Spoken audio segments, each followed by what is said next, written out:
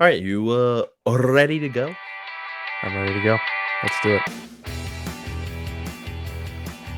And welcome back to the Nassau Hockey Podcast. I am James Nichols of the Fourth Period, and with me, as always, is John Zella. What's up, pal? Another tough week. Another tough week in Islanders country. Um, It's getting I tougher it's too. oh my god! If there was ever the dog days of an Islanders season, which we haven't really experienced. I mean, they've had stretches over the last two seasons in Yeah, particular that were like, ooh, this not looking great. They're on a little bit of a slide here. Um, but this has now been like dragging 500 or below hockey, not really competing the same way. They don't really look like the same team to me. I don't want to spill the beans on some of the items in the rest of the show, but like they don't look like the same team to me. It's very difficult to watch this at this yeah, point. yeah. So we'll jump right into it. They had a great game against the Blues, but before that, they lost to the Canucks. Um, and it's one of the things that has caught my attention recently. Um, obviously Matthew Barzal hasn't been in the lineup, but they show these spurts of play where I'm like, are they playing better because he's not in the lineup? Did you catch that at all? I mean, I think it could just be the line combinations that work. They're also like this is actually the ideal situation. Like I think you do want to see them playing all right and actually putting up 3 or 4 goals a game even without him. Like Yeah, this is ideally in a Barry Trotz run system, like on that team, on a team like this. You should be able to have a guy like that go down and stay competitive.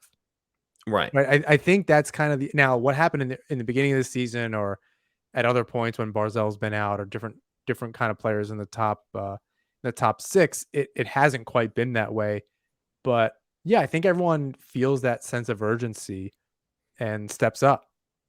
So I think that's definitely what we're seeing, but I think ideally within this system, that's how it's designed, that you can kind of put these different players together in, in different combinations, but the chemistry, you know, if you took the names away and it was just what their strengths are, it's like those old NHL games where it was like power forward, playmaker, score.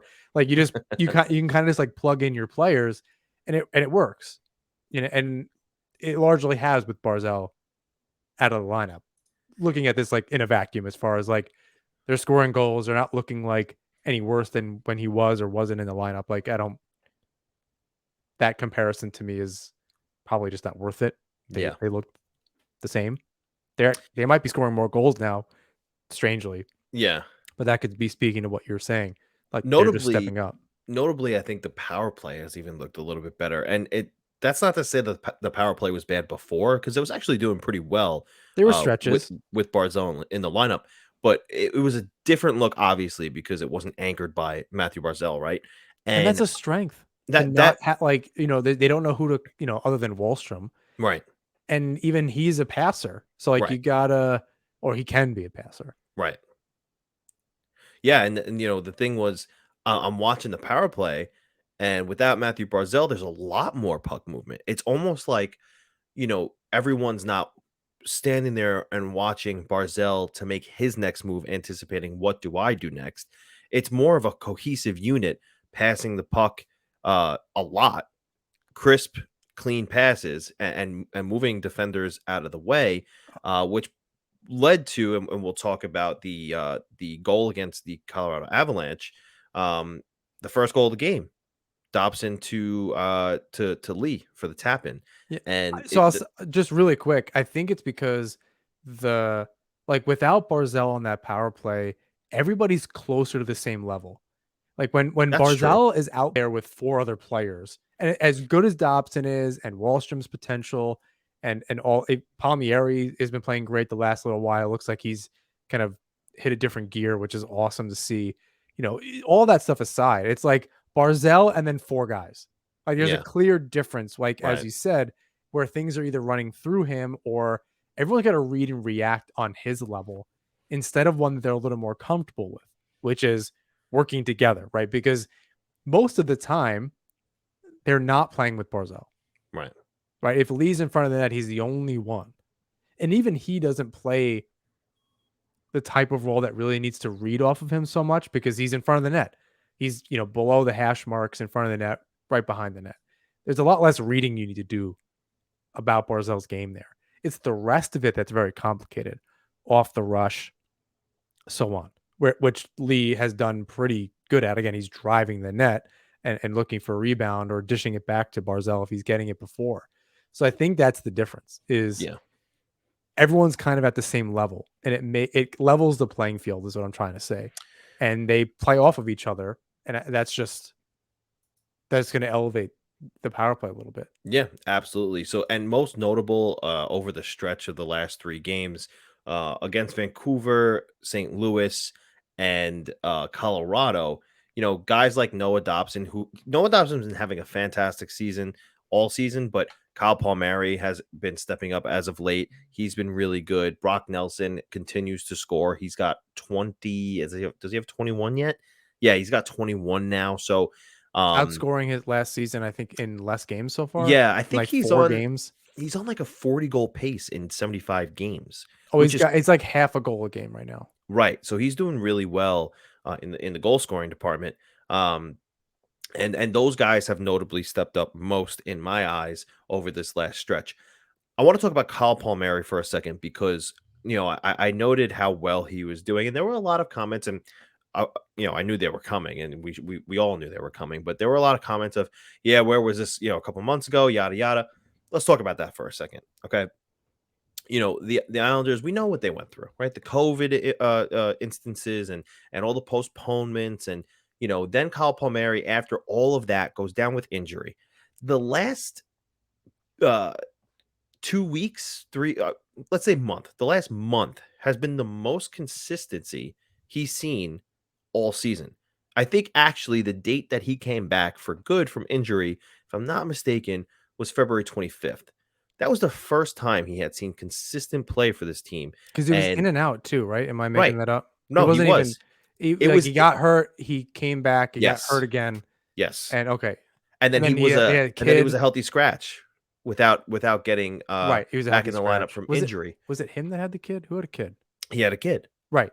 So he was in and out of the lineup and all the post moments. Look, it took a really long time to get there, but he's finally playing consistent hockey. And yes, I understand, the Islanders are for the most part out of it. However, you do want to see this from Palmieri moving forward. He has 3 years left on his contract.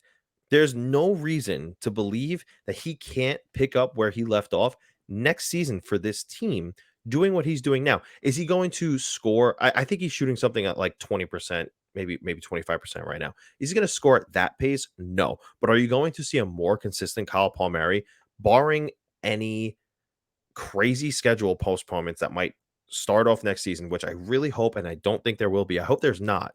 I don't think there will be. But if there's a consistent schedule to start next season, do we not believe that this Kyle Palmieri, will be the one that we see? Because I'm sold that he will be just fine for at least the next 2 out of the 3 years remaining on his contract. If he has a normal training camp and can go in and there's no weird road trips or any of these, like, whether a right, wrong, or indifferent excuses, or whether or not you want to believe them, I agree. He's shown that he's still got it. He's 30, 31 years old, whatever. He's my age, so he's young. Um, I don't like when it was like, oh, he's old, he's washed up. It was like, all right, easy. I guess like my knees hurt, but chill, dude. Like, Wait, I come could on. think about retiring. I'm 31. That's great. I mean, yeah, it's like I got a long time on my end. I don't know. I gotta make friends with the Palmieris on Long Island, over in Smithtown. They're the next town over from where my mom is. Anyway, yeah, I agree. There's this kind of elevation in his game, the speed, a little bit of the tenacity is there. He's not, and tenacity, like holding on to the puck. You just see him like hit another gear. Yeah. And it's been amazing. Like, on his crossovers with the puck, he's just exploding, and he's not being as physical necessarily because he has the puck. He's not just trying to be, all the credit in the world to Casey Cizikas and what he does, but that's not what the Islanders needed him to do. They needed him to be able to pick that puck off the half wall and explode towards the middle and get a shot, or beat a guy and make it happen, or make some plays happen in their zone. He doesn't need to be the Casey Cizikas. That's not what his job is. Right. So I loved seeing that, like, he wasn't hitting as much. He was holding on to the puck. He's clearly got some confidence. So Yeah, if they can and start the year that way, that's what you want to see. there's that one clip that was circulating where he had a really great shift.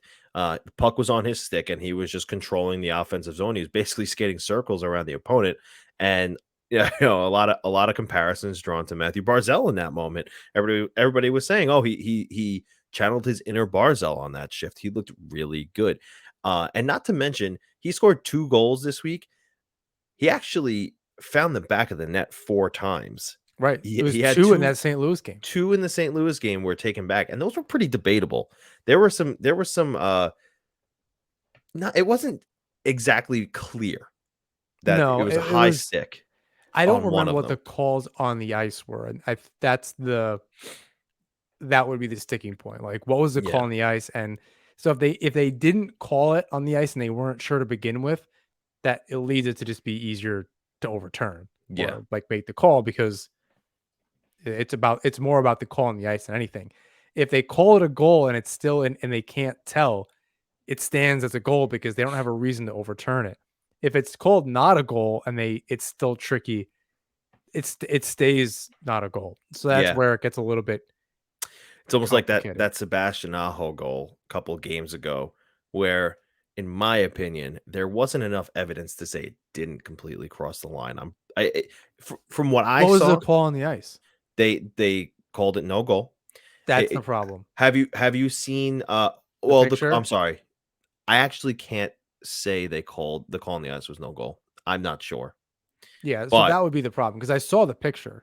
you saw the picture. Right, and It I looked saw the like there was some video. white between the red and the puck. So we didn't have a chance to talk about that. I think that was That should have been last week. We the should have talked about that last 2 week. games ago against Colorado, So I last, think. not the game in Colorado, not the game at home. Right.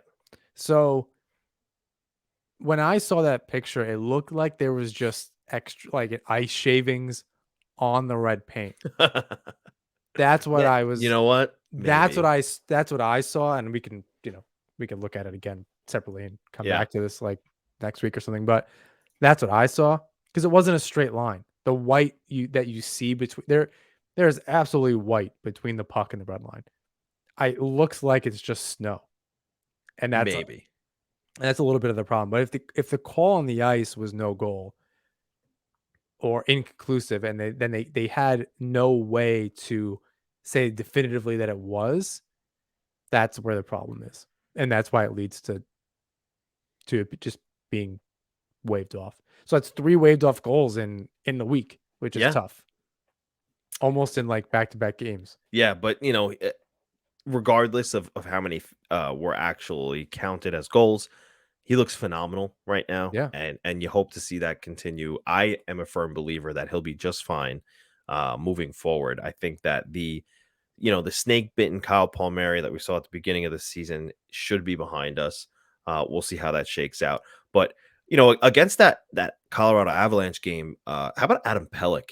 There was um, a lot of chatter about that one clip where he had that really great shift against Nathan McKinnon. McKinnon, one of the fastest skaters in the NHL. He could be the fastest, depending on big the dude, day. and he can He move. It's he crazy. he can move, and Pelech just stayed with him stride for stride and stopped on a dime when Nathan McKinnon did as well, and defended him really, really well. And there was just, it was Jay Fresh, it was the guys at PDO podcast. They It's were all Dmitry talking about, Filipovich yeah, yeah, and, yeah. They were there's a all couple talking others. about how he's the best defensive defenseman in the league. And to do that to Nathan McKinnon, you have to be some sort of a special player. And it's abundantly true. There's no better there in the dying minutes of a game. And if you're trying to maintain a lead, there's nobody out there that you want more than Adam Pelech on the ice to prevent the goal. I couldn't agree more. I watching McKinnon in those games against the Islanders. You look, I want to believe Barzell is an absolute stud superstar, but then you see players like that. Now, is he in a different category? Is he with um McDavid and Matthews Yeah. and that is like yes, like We say absolutely this right. about Barzell because we know he can be that if given the opportunity and Not like finding that. that gear. Look, No, I love no, him. he I can don't be I did if given I the opportunity and finding that gear, he can be. he's He's not just it's not there yet. maybe I don't see it. When McKinnon has the puck, it's just different. The I'm with Barzell, he's just too methodical. His style of play doesn't allow for him to be it's not I think it's less of the trot system honestly than we think. I'm not saying it's not that at all, but it's less of that and how more of how methodical he is.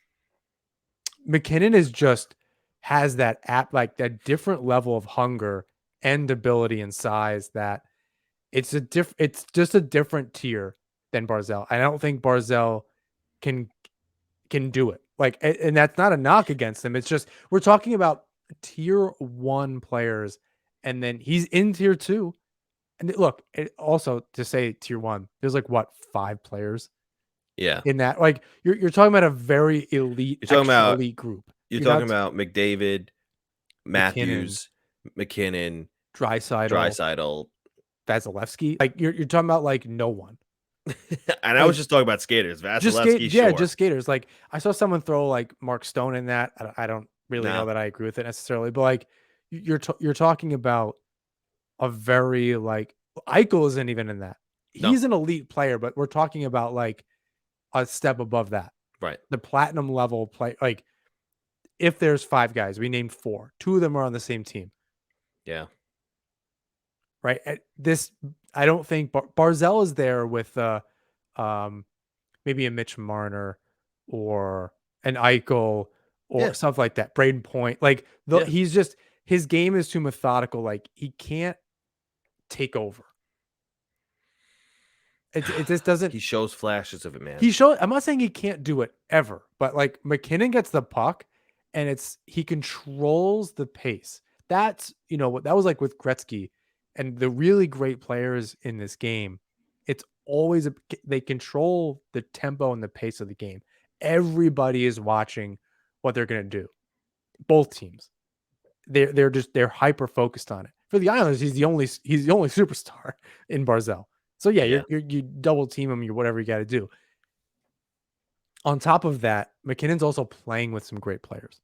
Kadri Yeah. is no slouch. He's having a great season. I think he came over from Toronto 2 years ago now, 2 seasons ago. He's really fit in over there. They have a Makar, they have Olaniscog, they have all these other um, supporting role players that just seem to gel really well with him. That it makes him look even better. And he's the guy. He's the stirring the drink for sure. He is the straw stirring the drink. Yeah. So it's just a little bit different. Again, it's not a knock on Barzell so much as it is just really giving credit to McKinnon as a player. But as you said about Pelech, couldn't agree more. Yeah. Loved that shift. It was really cool to see. I'd rather the defenseman, get called out like that versus any one of the Islanders forwards in that game to be like, they stopped him Yeah. because that's the flash, right? Like of the Islanders defense that got them as far as they did in the past. Yeah. So Yeah. I'm cool with that, right? Like that's it.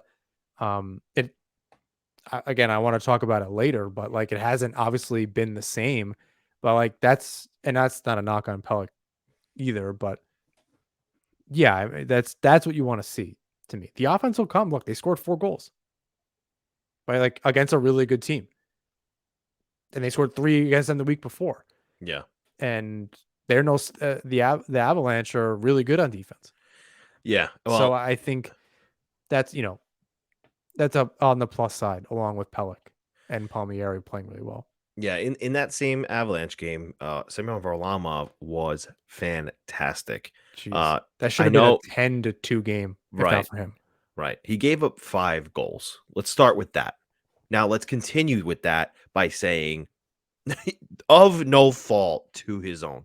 There was it was 1-1 heading into the 3rd period, and it was like the Xbox controller batteries died for the Islanders to start that 3rd period, and he got shelled, and it was of no fault to his own because he had 34 saves through 2 periods.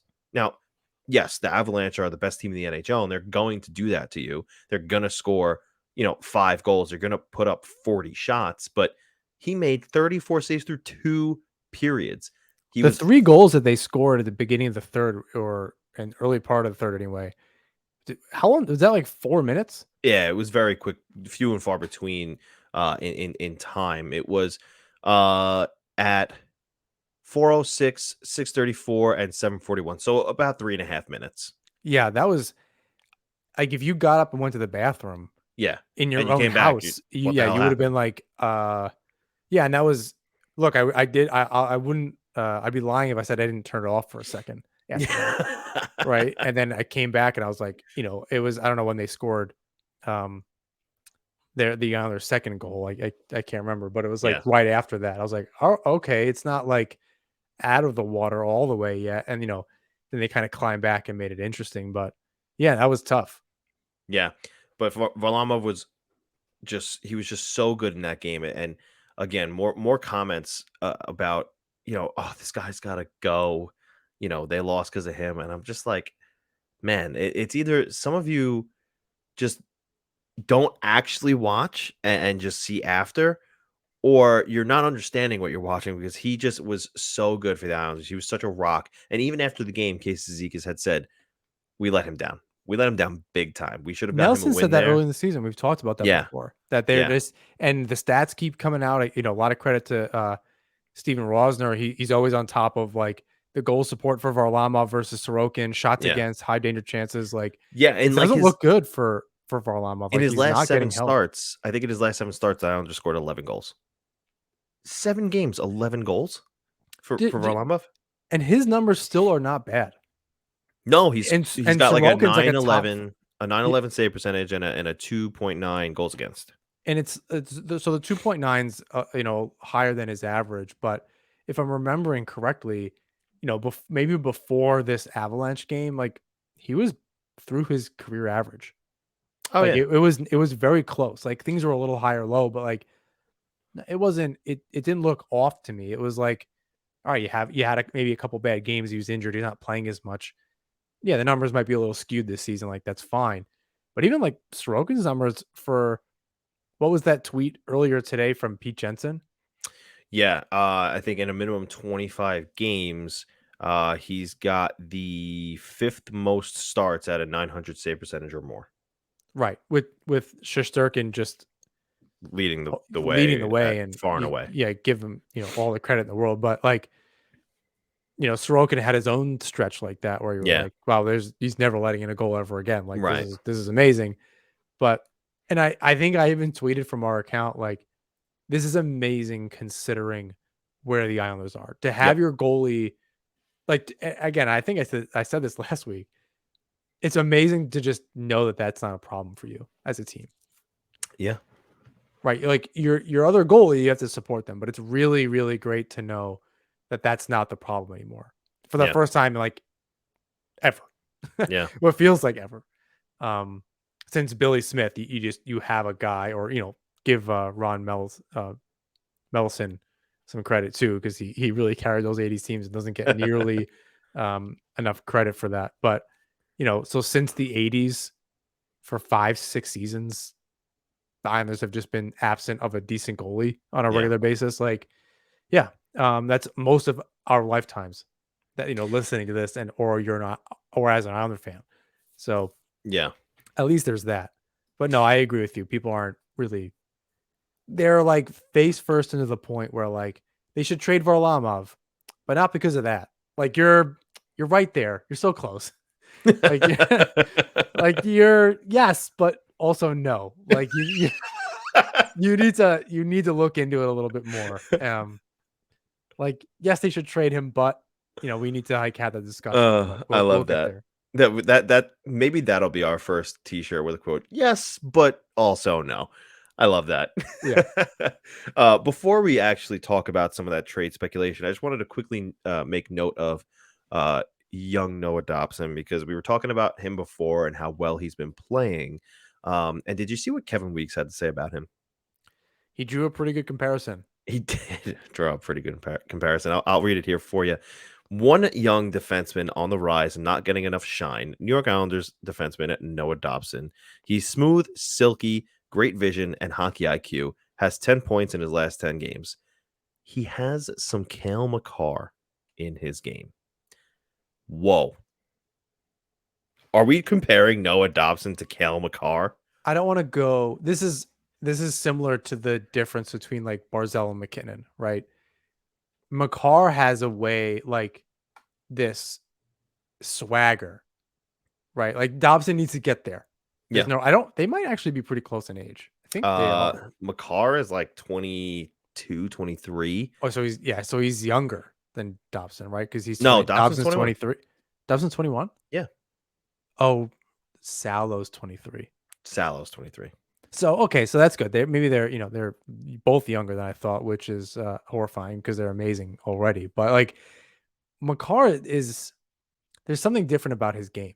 Like there's a different swagger and confidence and just like authority that Dobson since the beginning of this season, if we went back a number of episodes, would certainly like I completely eat crow on that. Yeah. I think we had talked about like should we be thinking differently about what type It of was player like he's going to be. It was we the game recorded before. we recorded that episode and Noah Dobson said, "My Noah Dobson senses are tingling," and that was that.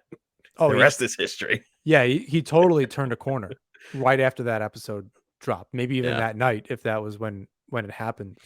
And so he's leaps and bounds better this season. This is what they were hoping um for this season for him, right? So there's a Yeah. huge bright spot.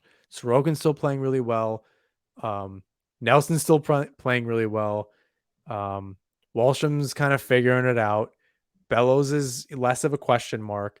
Um, and Dobson is, completely, or getting really close to coming into his own and really getting that confidence to move forward. So like, Makar comparison, like you said, it's flashes of Makar that you see in him, but he's still really young.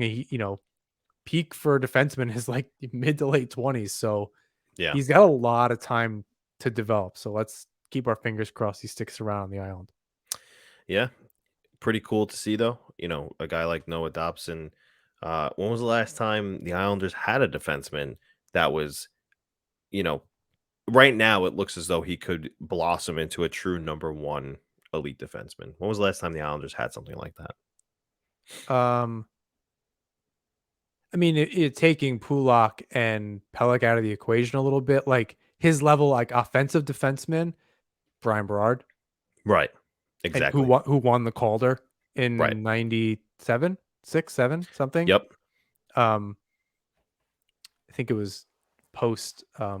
Well, I can't remember. Not worth that argument. I was trying to figure out what jersey it would have been in, but that super doesn't matter. Um, yeah, I think Berard, right? Like he's Yeah. the last one. And Absolutely. it luckily the Islanders are holding on to him this time around and not trading him Yeah. like they did Berard and anyone else could. Thanks, Mike. Yeah. I think any thanks, Mike. Any trades that the opposing team brings up Noah Dobson's name will quickly be ex-nayed and moved on from because that will not be happening. So, speaking of trades, let's talk about them. A couple of names came up in the past couple of days via the Twitter sphere, and you had some thoughts on one of the players or two of the players. Brock Nelson's name came up, and what were your thoughts on Brock Nelson's name coming up? I have thoughts too, but I want to hear yours first. I mean, in short, it's just silly. I agree. I have an article dropping today as you hear this. It is out on Wednesday or Thursday. Thursday. That's right. Tomorrow's Thursday, so yes. Yeah, days of the week, super easy. We definitely don't have trouble with that. That's super fine. So there's an article out today, and yeah, essentially what it says is that it's silly. Um, as we mentioned last week, Lamorello has quite the summer ahead of him, an Yes. off season ahead of him to fill some top 6 spots. If you're going to trade, and what I say in the article is, spoilers, is that if Bavillier is what we thought he could actually be and was scoring 25, maybe 30 goals a season and racking up like he's a 60-point guy, he's a 30 and 30 guy every season, maybe you think about Nelson. Maybe. The fact that he's not, but he's still really young and an asset changes that whole tune, right? Nelson is the most consistent Islander, including Barzell. Yeah. He might even be the most important Islander forward. As an all-around player, he's the most consistent. He can play kind of up and down the lineup in all situations. I don't know if he's consistently out there for the penalty kill, but I know he has been before. Um, there's they're strong. The team is strong up the middle. Lamorello already has an uphill battle. If you're going to use Bavillier as a trade chip, then you're not going to also trade Nelson.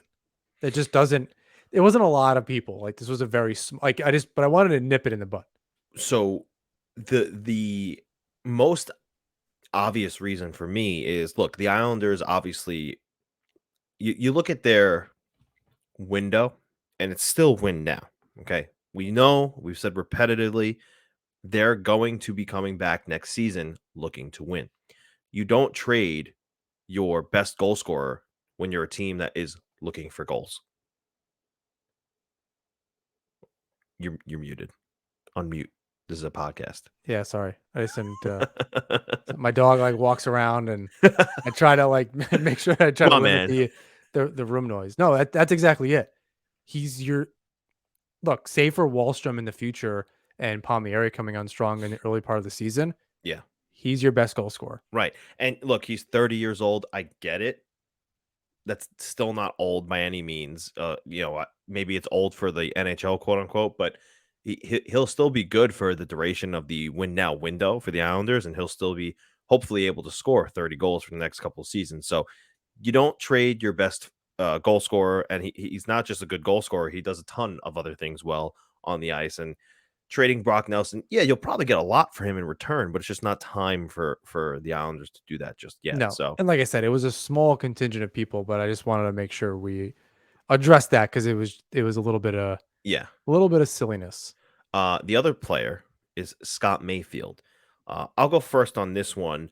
I understand more on Scott Mayfield why people are saying you should trade him. You'll probably get a lot for him too. His low, cap hit and he's played top pair minutes with Adam Pelech this year, so he becomes a little more appealing in that sense. And he's a really good stay-at-home guy. He's got size. I get all that. If you trade Scott Mayfield, that pretty much says we're rebuilding. And again, the Islanders are not there yet, and he's on another good contract for next season as well. You need that cap space because you're not going to go out in UFA and sign somebody for cheaper. That's not going to happen. So, he knows the system. Again, they're trying to win again next season. You don't trade Scott Mayfield at this time. Not when the plan is not to rebuild. Not when the plan is not to get assets for the future right now. Your right side is really strong, right? Yeah. With Mayfield. Right. Now, Mayfield should be a third pair defenseman. Let's start there. You don't Okay. not evaluating him as a second pair defenseman and going, well, he's not a second pair. Okay, great. We agree. He's not being placed correctly, right? He's not being put in a position to succeed. He's a third pair defenseman. He should be out there in the penalty kill. He's a big body, late in games, this and that. He's a playoff guy because he's tough, all that kind of thing. But Pulak, Dobson, Mayfield on the right side, there aren't a ton of righties, right-handed defensemen. So he's an asset for No. the Islanders in addition to that. But the same argument that I used for Nelson about rearranging the offense and having again an uphill battle to begin with trying to find different pieces and plug it in. If you give up Mayfield, that means Mayfield's gone, Chara's gone, and potentially Andy Green. Even if Andy Green comes back, he's likely the seventh defenseman. Aho Right. is in some weird limbo. And so I wouldn't, Hickey is long gone. Aho's in limbo. All right. So I see Green coming back and maybe being the sixth defenseman, not playing every night. He's going in and out with um, a Robin Salo. So he's getting a little bit of that. Salo gets the Dobson treatment. Green gets some time. Salo gets some time. They both play next to, because Salo's a lefty. Am I making that up? I can't remember, honestly, for the life of me. Um, but maybe they both are able to Yes. play. He's a lefty. Yes. Yeah, so maybe they can both kind of start. Green and Salo can play next to Mayfield, and then you're only looking for a lefty to play next to Dobson, right? And that's where Bavillier comes in, and as a trade chip to try to make that happen, or you find somebody magically in UFA, if that's a Lindholm or what have you. So the same argument for Nelson, where you want to limit what you actually have to do in the offseason, which I have questions about, but we're not quite there yet as far as that conversation is concerned. So, you know, the bones of the team are good. If you're going to add in some pieces to elevate it and get the chemistry kind of rekindled, it's a different conversation. But to have two open spots on your on D, and then you have to bring Andy Green back because you're going to have Robin Sal in the mix, that's messy. It's a lot more messy and just creates a harder time for Lamoriello. So then when he makes a mistake, it's tough. Yeah. Absolutely. It's not in the cards for both Brock Nelson and Scott Mayfield to be traded just yet. However, it might be in the cards for Lou Lamoriello to trade Semyon Varlamov. You've probably read it already from me at the fourth period or Elliot Friedman in 32 Thoughts the blog, as well as another article with Sportsnet. I forget the author, but he would be the second most intriguing goaltender on the market to only Marc Andre Fleury. And that is if Fleury does decide that he wants to be traded, or I'm sorry, doesn't decide that he wants to be traded, he would become the most intriguing goaltender possibly on the market. The Semyon Varlamov rumors are swirling. What are your thoughts, Johnzella? I think at this point, get as much as you can. I don't know how I think there's still well, I wonder if I think people pay a higher premium at the trade deadline because they know what they need. And Varlamov's having a good season, so they would, that's a little bit of an extra premium, but it feels like you're getting the player for longer and for a playoff push, whether that's to get into the playoffs and get over a hump or to Yeah. really solidify your goaltending in the playoffs itself. You can ask for a little bit more. So I think if you could do it now, Yeah. you're not going to get more at the draft because then it's like, oh, he's got a year left.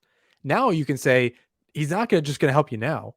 He's going to help you next year too. Like Right. if you were good now you're really good. Now, a little bit of that problem is because he has that year left, teams might not have the cap space next season. Or So, they might handcuff them the way that it's handcuffing the Islanders. So it's a difficult situation, I think, to navigate. But I think if you can do it, yeah. I mean, aside from getting the assets, you're eliminating $5 million off the cap. That's Yeah. without That's potentially probably, trading Bailey. That's without anything else. Like you yeah. can still bring Clutterbuck back on $1 million. Like all of a sudden, Clutterbuck on $1 million, that cuts and Varlamov gone. That's $7.5 million freed up. Granted, some internal players, RFAs, need to get signed. That's not a big deal. And you need a backup goalie, Yeah. and So and a second pair defenseman in theory. the value there is really just offloading his salary, right? And the Um, assets to flip for whatever. Bavillier plus blank that you get for Varlamov may equal that second pair defenseman. And then you have the assets to sign, and you still have the money anyway, because then Bavillier's number is gone too. So that also that keeps things relatively open. Then you can get your top six forward Yeah, so I mean, here's the difficult part or your about first this, line right? forward. From what I'm told, because of his bloated AAV, he might not retrieve that much. The team that right now is reported to be interested is the Colorado Avalanche. Ironically, this summer they traded for Darcy Kemper, and I tried to put two and two together, and I said, well, if Kemper got a NHL player, a prospect, and a first round pick, shouldn't Semyon Varlamov retrieve the same thing? The reply to that was, haha, no. The value is not the same right now because it's a different market. There's not a ton of goalies out there, and the goalie market isn't that big. Meaning not a ton of teams need a goaltender. It's like Edmonton, the Avalanche, and maybe the Wild. Or that can And afford it. That's part of the problem. well, It's this is not about just who needs it. A lot of teams need it, well, especially the insurance. But it's again, it's sure, next season, and it's going to cost them if you're dealing with Lamoriello. Yeah, yeah. that's I should also mention Vegas needs a possibly needs a goaltender. Depends on how they feel about Leonard because he was hurt. He's back, but he was possibly going to be shut down for the season.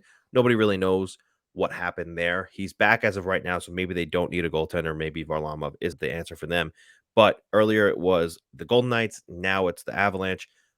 I was told at most it's going to be a second and a third if the Islanders retain salary. So if they and don't that does the retain Islanders no salary, good. say again. I feel like that doesn't do them any good. If If they you're going to don't retain carry salary, they only get 1, a second or a third, if that. that, honestly sounds like bullshit. I don't like. I'm not. It's not the source. It just sounds like That's just what I'm told. right, right, and that might have been what they're told. But I Sure. that kind of sounds like bullshit to me. He's been such a good goalie. He's a veteran. He's got the playoff experience. That kind of, even if he's playing for the Islanders and his numbers are a little bloated because of that, sure. But a Now second, the like problem the is, a Vezina candidate, possibly like just well, off the ballot. last year, right, he was labeled a Vezina snub. He had really good numbers, I think because of how many games he played split with Sorokin, he didn't get the nomination. Now, the other problem here is if it is the Avalanche who wind up they pull the trigger with, this is just um a for instance. If it is the Avalanche don't have a first round pick. They spent that on Darcy Kemper in the summer. So if it's the Avalanche, you're looking at probably a couple picks. Maybe they end up forking over a prospect. It's not going to be an Alex Newhook.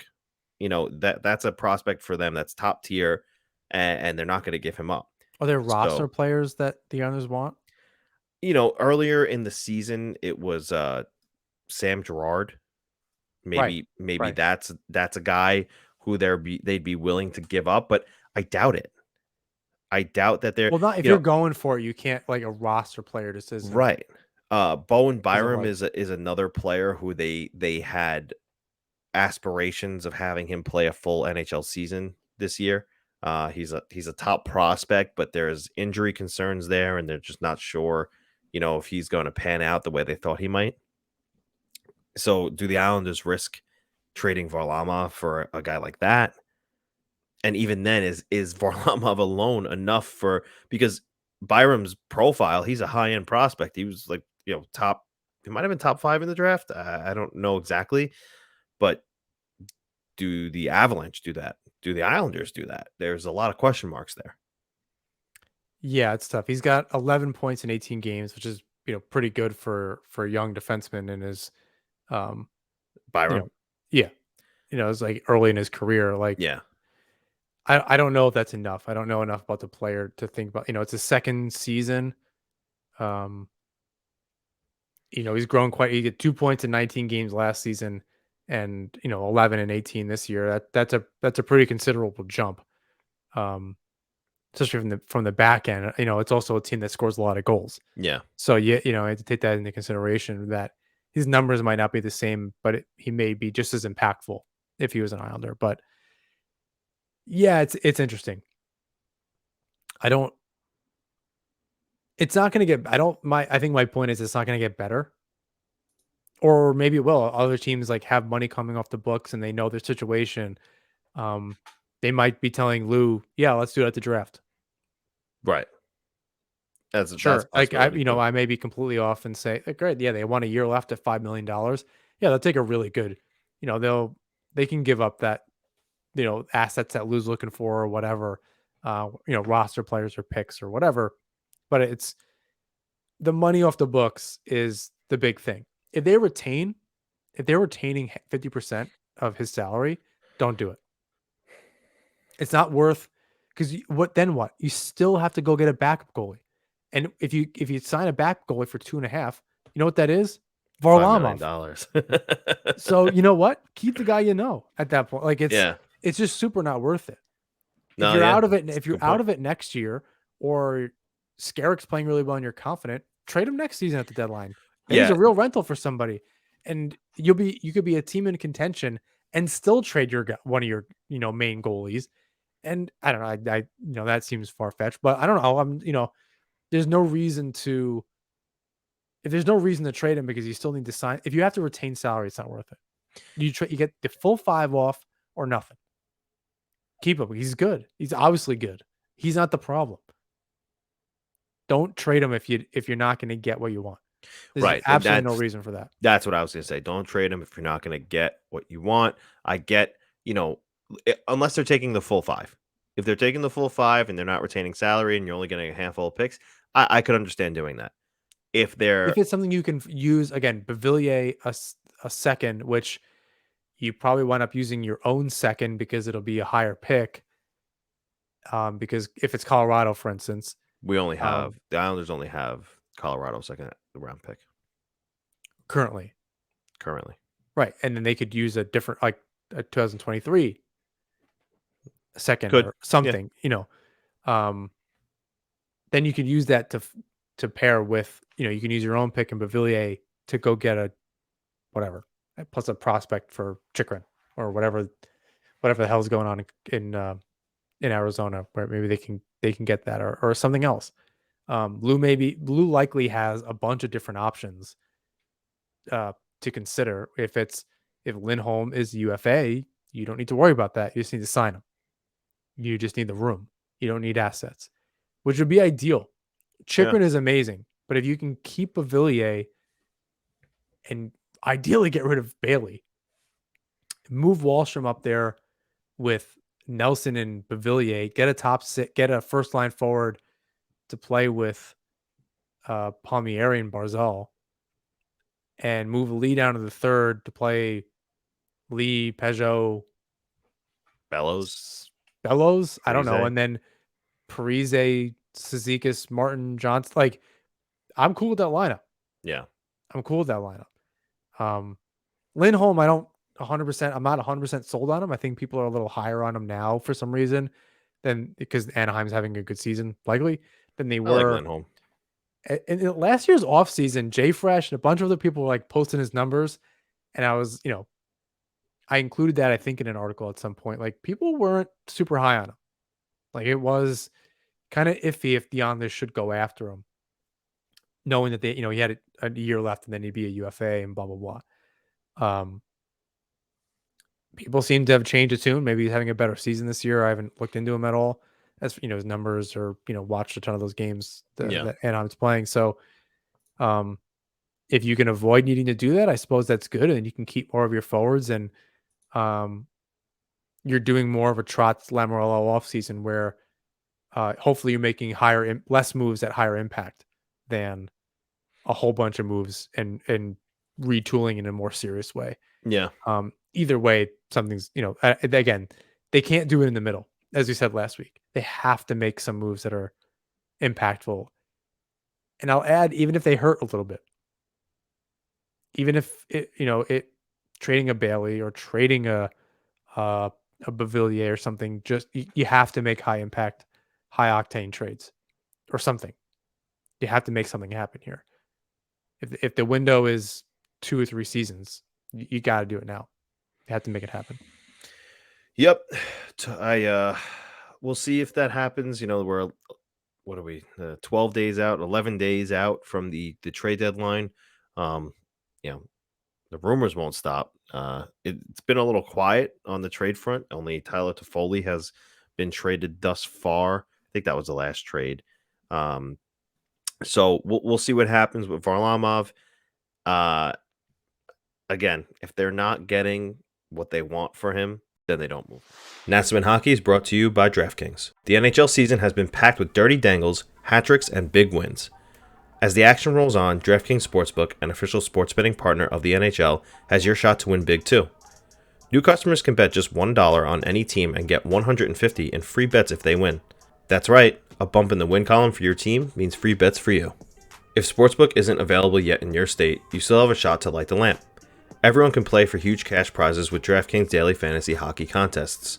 DraftKings is giving all new customers a free shot at millions of dollars in total prizes with their first deposit. Download the DraftKings Sportsbook app now, use promo code THPN, bet just $1 on any NHL team, and get $150 in free bets if they win. That's promo code THPN at DraftKings Sportsbook, an official sports betting partner of the NHL.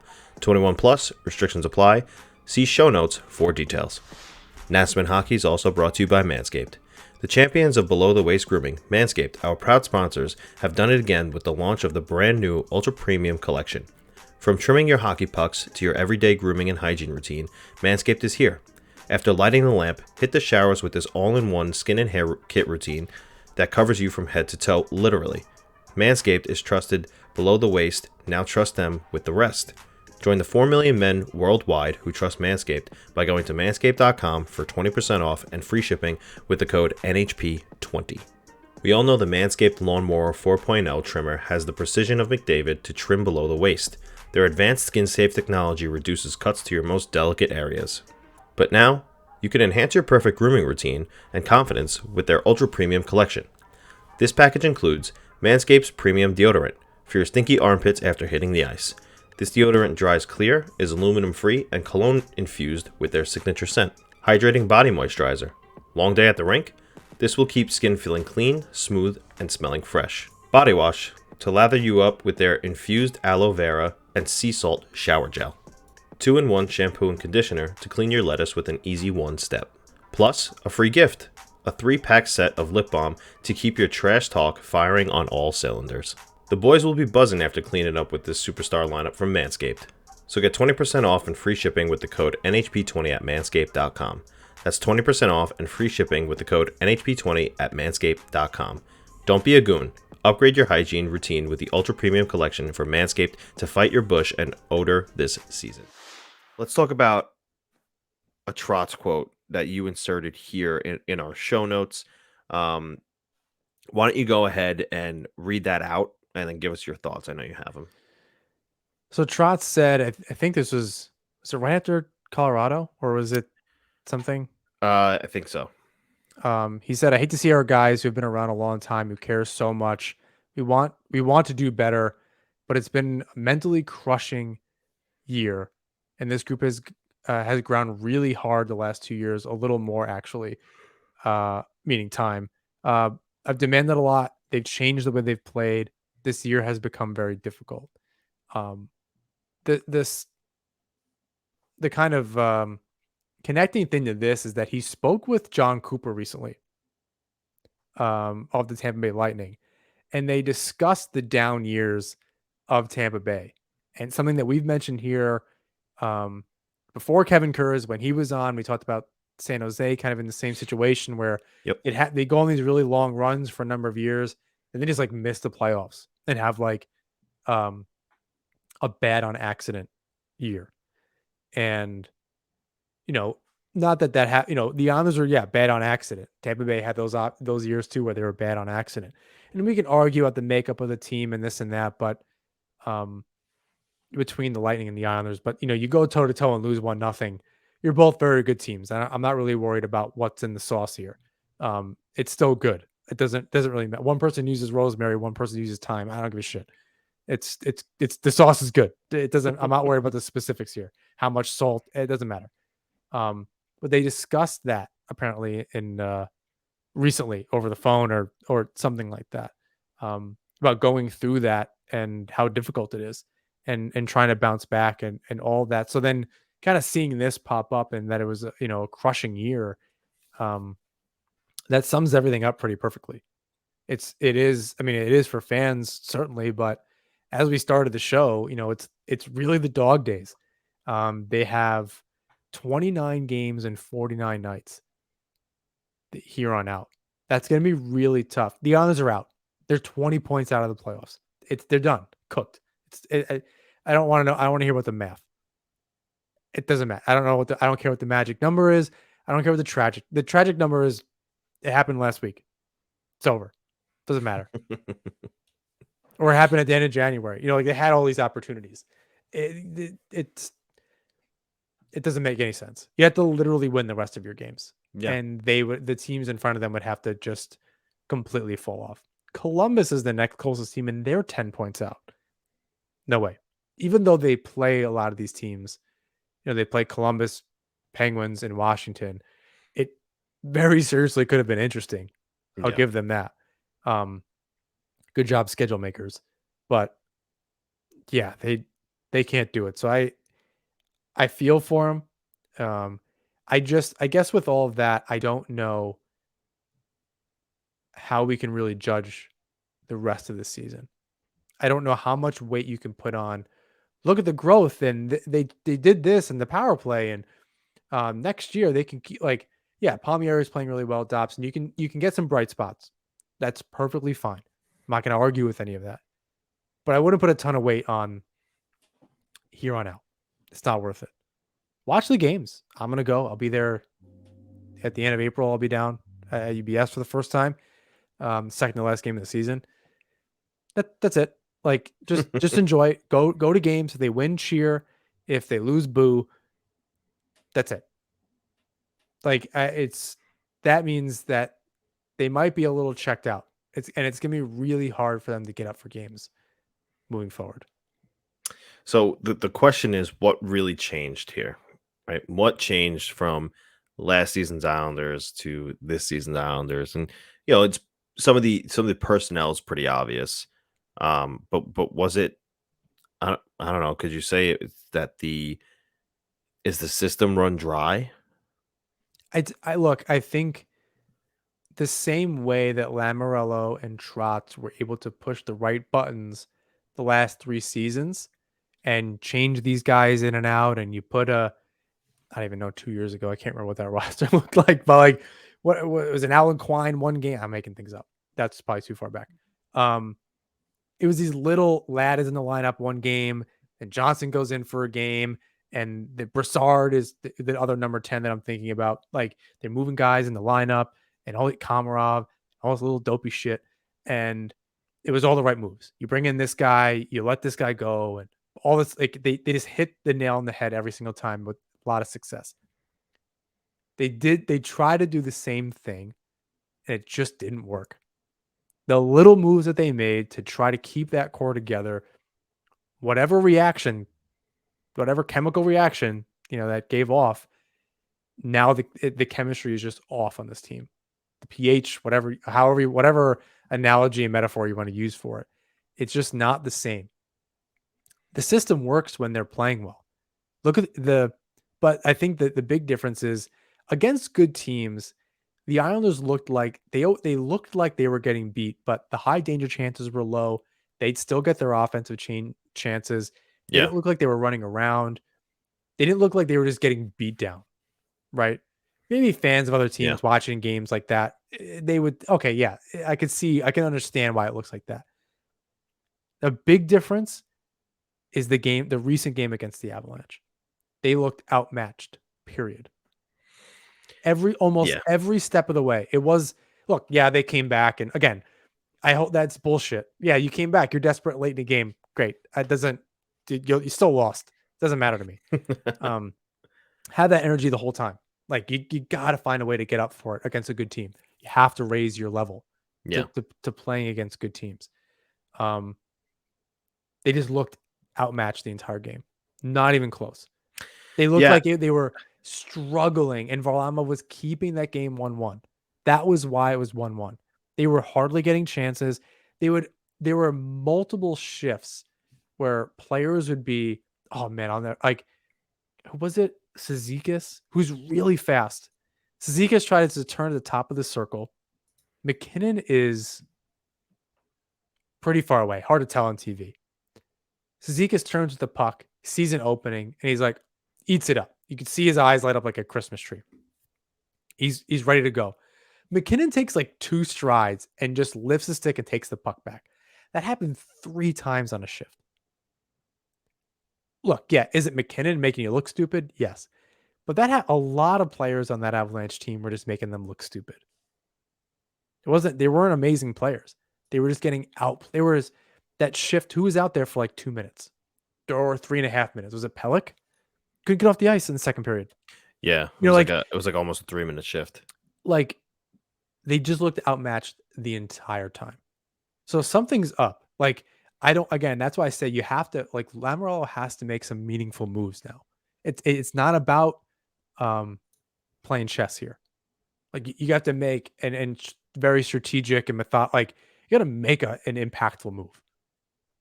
Something is off with the chemistry. That's kind of where I've landed. The coaching works.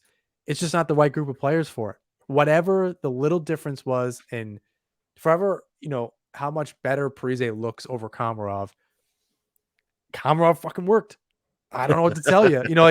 I'm not saying it's a 1-to-1 comparison or No. anything like that, but Right. I get the point. Dal Cole. I don't know, man. Like, yeah, he looks like he fucking sucked, but like, I guess it worked because it fucking worked, right? Like we saw it work. The defense. Look, you can look at Letty and everyone's like, "Oh, everyone wanted to keep him. He's a -32 but he fucking worked. I don't give a shit. It worked out. He was good. The team was good. I don't give a shit if his stats.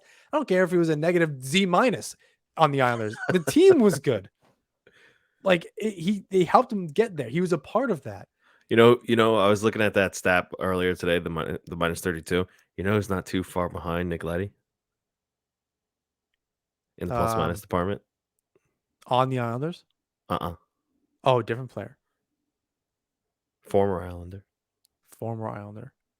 Not Devin Taves, because that would be Devin Taves is actually leading plus minus. I was gonna say that'd be too delicious. Yeah. Can I get a hint? It's a little delicious because it's a former Islander and people were not exactly ecstatic when he was no longer an Islander. Some were 50-50 split. I don't know. This is a good one. I'm stumped. Jordan Eberle. Oh, well, Seattle sucks. They do, but it's just an interesting thing to see. Listen, plus minus is a team stat. I just thought it was funny that 5 or 6 slots behind Nick Leddy was Jordan Eberle. Behind. Or sorry, in front of. Okay. You can't be behind Nick Leddy. Nick Leddy was he's like a dead last. So in front of is Jordan Eberle. Yeah. So that's interesting. Leddy back to the Islanders? No. Next to Mayfield as your third pair? I don't think it happens. I want it to. Then you find someone to play next to Dobson. Look, that's good. I mean, it kind of puts Salo out. And I think Salo is going to be part of the top 6 next season, and I think this summer there will be a heavy push for 2 big names, a forward and a defenseman. I don't know how it happens. I don't know if it's. I can't sit here and say it's definitely going to happen. Nothing is definite, but it's not definite. It has to. Like it does have to happen. It's a failure if it doesn't, and I honestly don't know how you watch this team next season. It's going to be like super low expectations going into next year. We have seen in the past that Lamoriello does have trouble closing on a deal. I don't really know what he could have done better for Artemi Panarin and Palmieri. He did get UFA. UFA, yes. Yeah, there aren't that many UFAs out there on either front. We don't know what he could have done better for Artemi Panarin. He offered more money. He offered just as much term. That's he just wanted to play on Broadway. Yeah, right. You can't blame him for that. You have to hope that this summer the appeal is in the new arena and the stability that comes with it. State of the art everything, not just the arena, but the practice arena. Everything now. Islanders is state of the art. So you have to hope that appeal works. You have to hope that the endorsements from the players of this is a great place to live, to raise a family, and to settle down in. You have to hope those endorsements work. We'll see if they do. What changed for the Islanders this year, as far as why they are where they are right now, is a little bit of a mismanagement from Lamoriello this summer as far as personnel. He didn't click the right buttons, as you like to say, um, whereas he did the past 2 seasons. Not so much this season, and a large part of why maybe it would have been better had the schedule not been the way it was. But that plays a huge factor in what happened this season too. You can't convince me otherwise. The way this season started, 13 games on the road, is so hard to do. And not only is that hard to do, but when you're only playing once a week because of how long it needed to be stretched out, that doesn't help either. And the amount of postponements, the injuries, it all was just a recipe for disaster the further it went. And now we're finally, fingers crossed, past the COVID issues where that's not really affecting the game that much more anymore, except for in Canada. Now that we're past that, it's too late and there's not enough time or for them to make up the amount of ground that they have to make up. I don't foresee this being a problem next season if the proper retool is done. And I think management's eyes are wide open now in okay, Matthew Barzell can't be our only superstar. The supporting cast is good. You need to add stars. What I want to add, sorry, I muted myself again because there was noise. It's okay. What I want to add to that is, and something that I think we've mentioned either last week or the week before, Trotz's comments when he was a little hard on himself about not pulling the trigger, pulling guys out of the lineup that were veterans, to put in some younger players. He needs to do that earlier. He needs to hold himself accountable to that and make the changes that are necessary and not just leave guys in there to figure things out.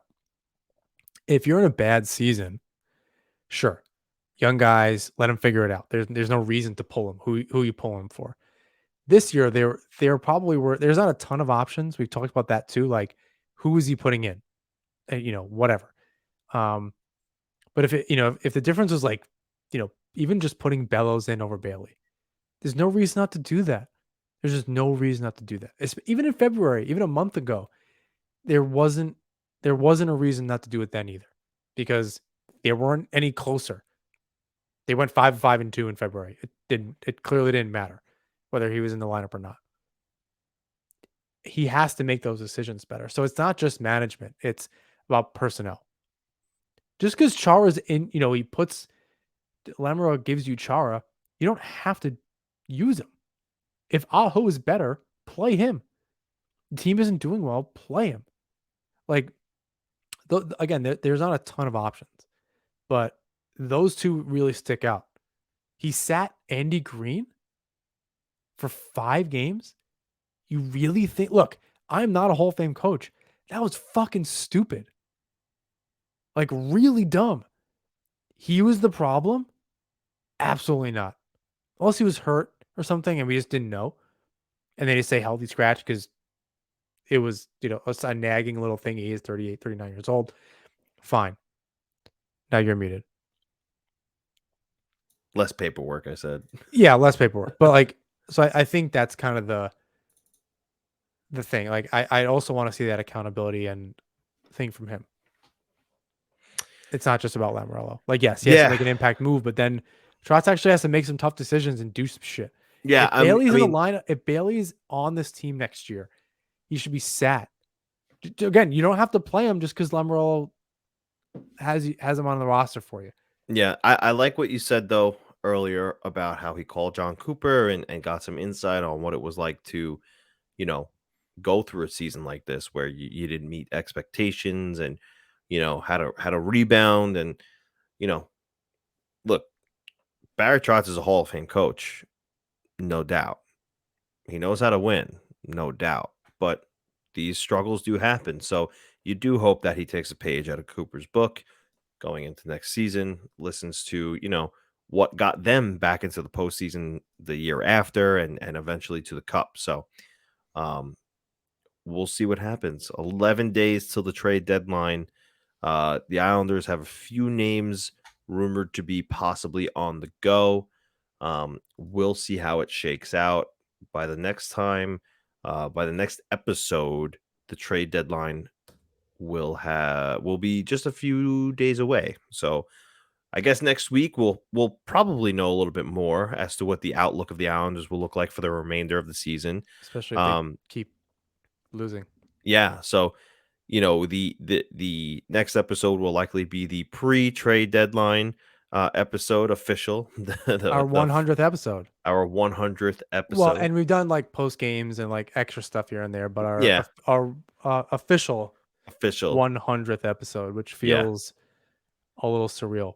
Yeah, and then in 2 weeks from now, we will likely have the post-trade deadline edition analyzing, what happened and the remainder of the season and the outlook. And, we could probably toy with some ideas of what could come based on what happened at the trade deadline. So we'll see what happens there. But I think that about wraps it up for us this week.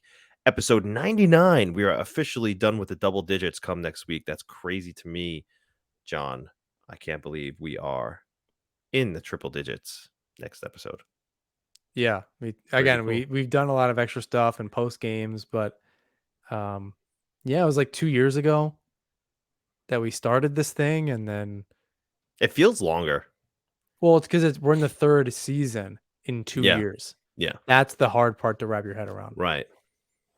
So Crazy. it's and this is the first down year for us, with the team too. Yeah. Um, we started just before the uh the pandemic, like weeks before everything shut down. Literally. And yeah, I have a really hard time like process. I'm sure everybody does. So it's not this isn't unique, but just to say it out loud, like it's hard to process the last 2 years and all the changes and you know, um even just I was thinking about I got a new job and I started at the end of May and it's almost a year. It's absolutely insane. Like thinking about just a year ago is difficult to process. Forget about 2 years ago when we started this, not knowing anything that would happen. It's wild. So Yeah. I'm happy that we've made it this far Me and too, brother. all of our partners and people that have come on and we won't get too sappy at least on this episode. Yeah. We'll save it for triple digits. I want to say thank you to DraftKings. Use that THPN promo code with DraftKings and NHP promo code with Manscaped. Thank you to the Hockey Podcast Network, Isles Fix, and of course, all of you, our listeners. Please rate, review, and subscribe wherever you listen to or watch the show. You can follow us on Twitter, Instagram, YouTube at Natsman Hockey, and you can find my work at the Fourth Period and John's work at the Hockey Writers. And check out Isles Fix, an excellent curated Islanders newsletter. Until next time, everybody, let's go Islanders.